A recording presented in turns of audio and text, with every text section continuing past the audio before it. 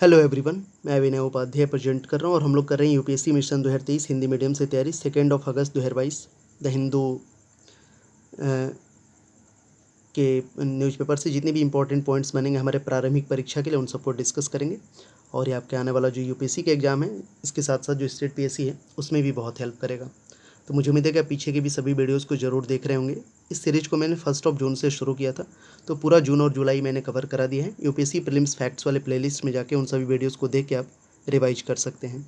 चलिए आज के सारे पॉइंट्स को देखते हैं। तो ये सारे पॉइंट्स देखेंगे हम आज। प्रारंभिक परीक्षा हेतु तथ्य में जिला विधिक सेवा प्राधिकरण क्या है, संशोधित वितरण क्षेत्रक योजना, केंद्रीकृत लोक शिकायत निवारण और निगरानी प्रणाली, वैश्विक जुड़ाव योजना और पायरीन उपचार के लिए कवक की पहचान। तो पहला हमारा पॉइंट है जिला विधिक सेवा प्राधिकरण। कॉन्टेक्स्ट है, प्रधानमंत्री ने जिला विधिक सेवा प्राधिकरण डिस्ट्रिक्ट लेवल सर्विसेज अथॉरिटीज़ की पहली बैठक के उद्घाटन सत्र को संबोधित किया। जिला विधिक सेवा प्राधिकरण की स्थापना गरीबों के लिए मुफ्त कानूनी सहायता, लोक अदालत का आयोजन, कानूनी साक्षरता प्रदान करने के लिए की गई है। अब इसका विवरण क्या है, तो विधिक सेवा प्राधिकरण अधिनियम लीगल सर्विसेज अथॉरिटी एक्ट 1987 के तहत स्थापित जिले में कानूनी सहायता कार्यक्रमों और योजनाओं को लागू करने के लिए प्रत्येक जिले में जिला विधिक सेवा प्राधिकरण का गठन किया जाता है। भारत में 676 डीएलएसए कार्यरत हैं, जिनकी अध्यक्षता एक जिला न्यायाधीश करता है।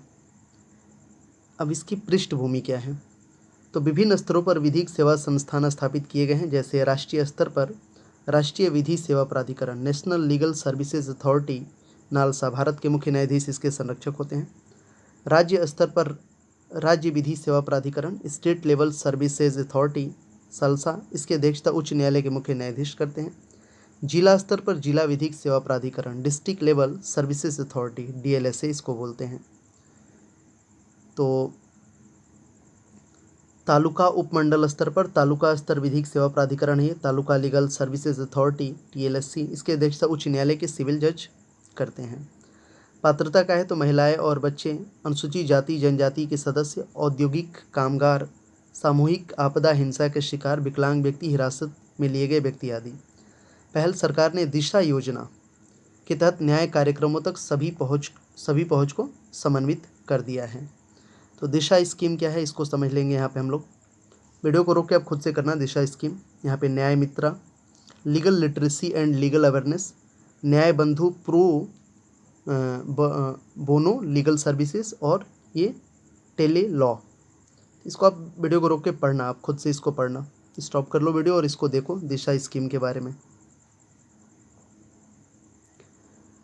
नेक्स्ट है संशोधित वितरण क्षेत्रक योजना।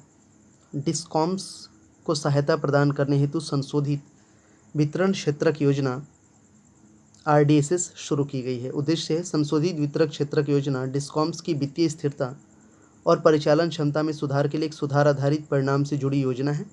इसके तहत वितरण बुनियादी ढांचे जैसे स्मार्ट प्रीपेड मीटर के आधुनिकीकरण के लिए वित्तीय सहायता प्रदान की जाती है। इसके निम्नलिखित उद्देश्य हैं, एटीएनसी हानि को 2024-25 तक 12 से 15% तक कम करना, डिस्कॉम्स का वित्तीय घाटा आपूर्ति औसत राजस्व प्राप्ति की औसत लागत को शून्य पर लाना, स्मार्ट मीटर की अनिवार्यता का स्थापना 2025 तक 250 मिलियन स्मार्ट मीटर स्थापित करने का लक्ष्य, समयावधि 2021-22 से 2025-26। नोडल एजेंसी विद्युत मंत्रालय के अधीन ग्रामीण विद्युतीकरण निगम और विद्युत वित्त निगम।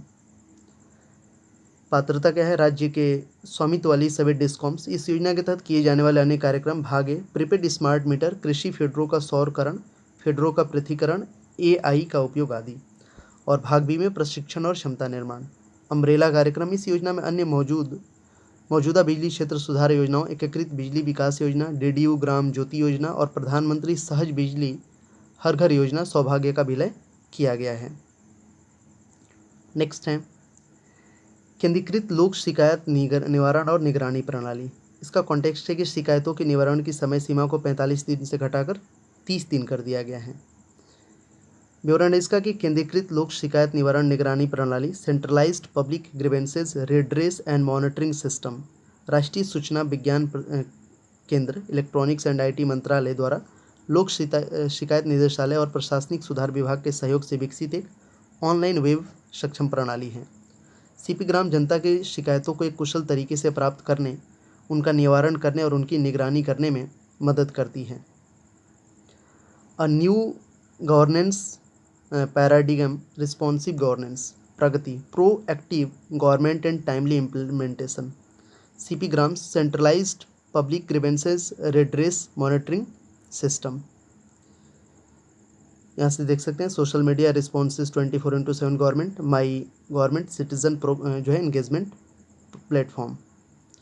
नेक्स्ट है वैश्विक जुड़ाव योजना, ग्लोबल एंगेजमेंट स्कीम। संस्कृति मंत्रालय द्वारा एक वैश्विक जुड़ाव योजना कार्यान्वयन किया जाता है। इस योजना के तहत अन्य देशों में भारत के त्योहारों का आयोजन, लोक कला और अन्य सांस्कृतिक कार्यक्रम जैसे प्रदर्शनियों, नृत्य, संगीत, रंगमंच, भोजन उत्सव, साहित्यिक उत्सव, फिल्म उत्सव, योग आदि को प्रदर्शित किया जाता है।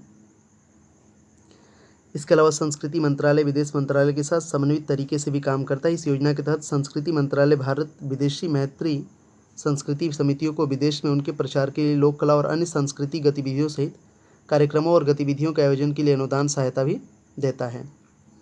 ये भी बहुत इंपॉर्टेंट है। पायरीन उपचार के लिए कवक की पहचान। Council of scientific and industrial research, Indian institute of petroleum, Dehradun के शोधकर्ताओं ने पर्यावरण से जहरीले, जिद्दी और कैंसरजनक पॉलीसाइक्लिक एरोमेटिक हाइड्रोकार्बन को हटाने में सक्षम एक कवक की पहचान की है। तो पायरीन की अगर बात करें, जिसमें 4 बेंजीन रिंग होते हैं, पीएच के अत्यधिक विषैले वर्ग के अंतर्गत आता है, जिसमें कार्सिनोजेनिक और म्यूटोजेनिक गुण होते हैं। यह मिट्टी, पानी और वातावरण जैसे पर्यावरणीय तंत्र में जमा हो जाता है, जिसके परिणाम स्वरूप व्यापक पर्यावरण प्रदूषण होता है, जिससे प्रदूषित पर्यावरणीय मैट्रिक्स का पर्याप्त उपचार करने की आवश्यकता होती है। अधिकांश पीएच की तरह पायरीन का उपयोग रंग, प्लास्टिक और कीटनाशक बनाने के लिए किया जाता है। इसका उपयोग बेंजोए पायरीन नामक एक अन्य पीएच बनाने के लिए भी किया जाता है। तो ये देख सकते हैं आप, यही है। तो यहाँ पे हमने 2 अगस्त 2022 के रिगार्डिंग जितने भी इंपॉर्टेंट पॉइंट्स बन रहे थे प्रीलिम्स एग्जाम्स के लिए द हिंदू से, उन सबको डिस्कस किया। एक रिवीजन हो गया होगा ऑलमोस्ट आपका।